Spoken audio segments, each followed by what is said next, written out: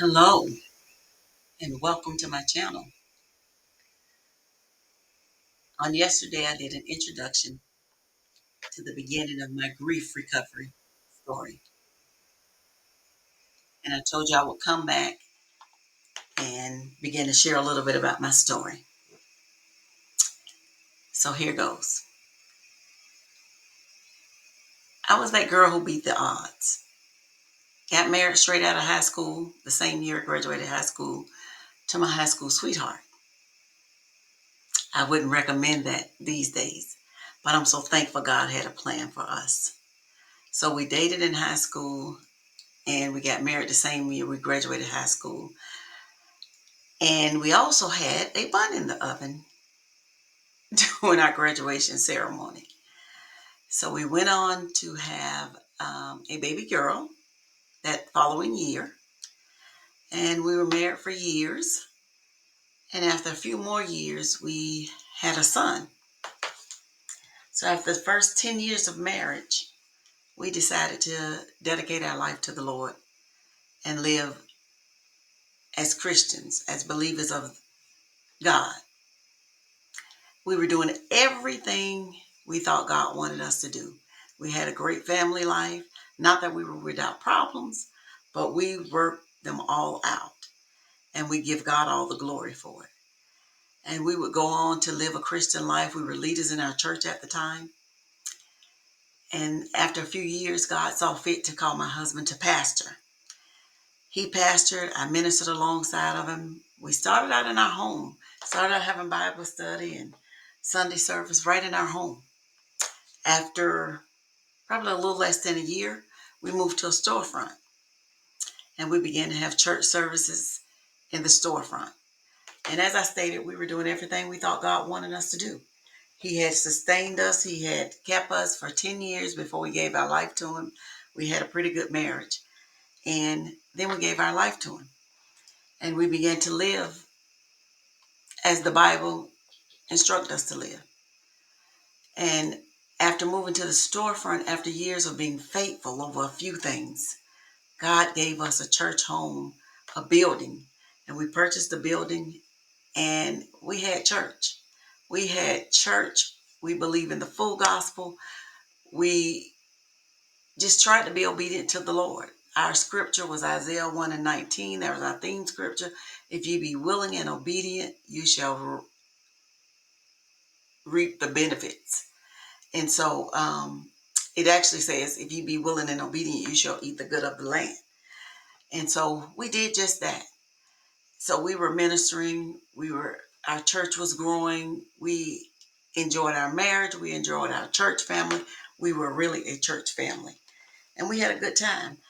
And we were planning our 25th year wedding anniversary. And at the time, my husband, he was rhythmly challenged. He had no rhythm at all. So I had just got him to agree to take dance lessons. And for our celebration, we were going to have an anniversary banquet. We were going to celebrate big. We were going to do it big. So he just agreed to take dance lessons.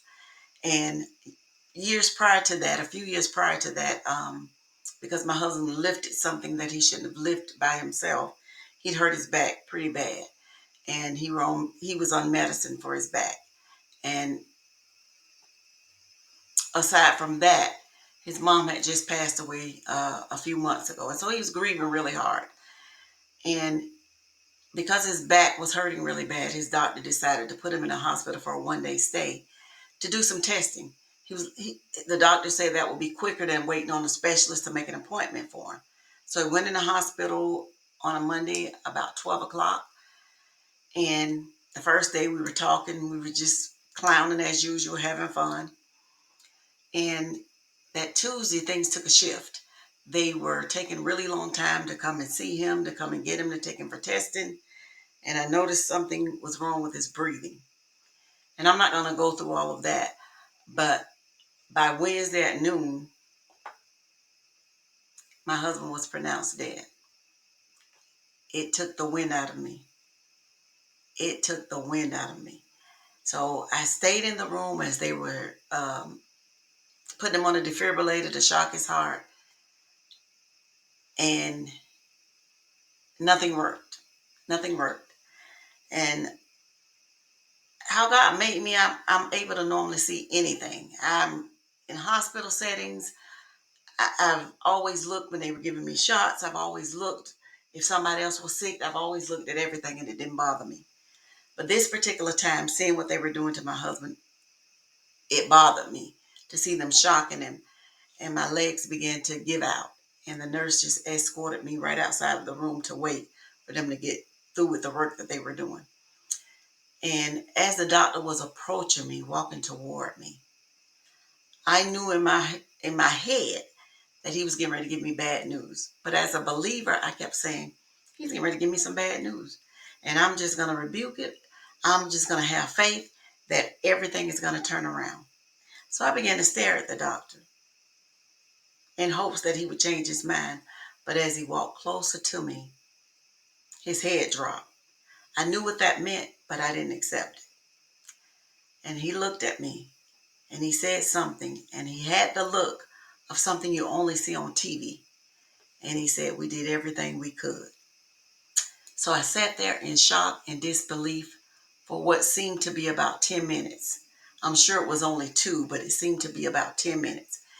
And my shock and disbelief was saying, yep, this is what he told me, but I know in a few minutes they're going to tell me something else.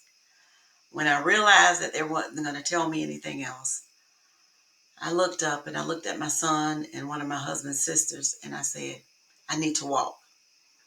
As I began to walk, I fell to the ground. And my first words were, Lord, I am not believing what you just allowed to happen to me. What are you doing? It felt like somebody had ripped my heart out.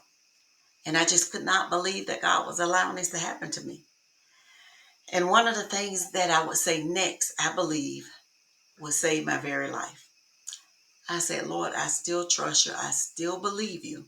But now you're going to have to help my unbelief. Because I knew that unbelief would set in or try to set in anyway. So I asked him to help my unbelief because I still could not believe what had just happened before my very eyes. That my husband went in the hospital to get testing for his back because the pain was going from his back all the way down his legs. And to go in the hospital for testing for what should have been a one-day stay and not to make it out, it shocked my very existence. It shocked me to the core. And we had been married 25 years. We went to every class reunion. We would win the award for being married the longest. This was shaking everything that my foundation was on. Not my foundation on God, because he's the utmost. He's the foundation. He's that rock that I truly have the foundation, but my natural foundation. Everything was shaken. Everything seemingly was taken away from me. So needless to say, I was going to have to find a way to heal and find a way to go into my next chapters. So this is my intro. And the next time I come on here, we'll start with part 1 of how I started my healing journey. So until the next time, be blessed.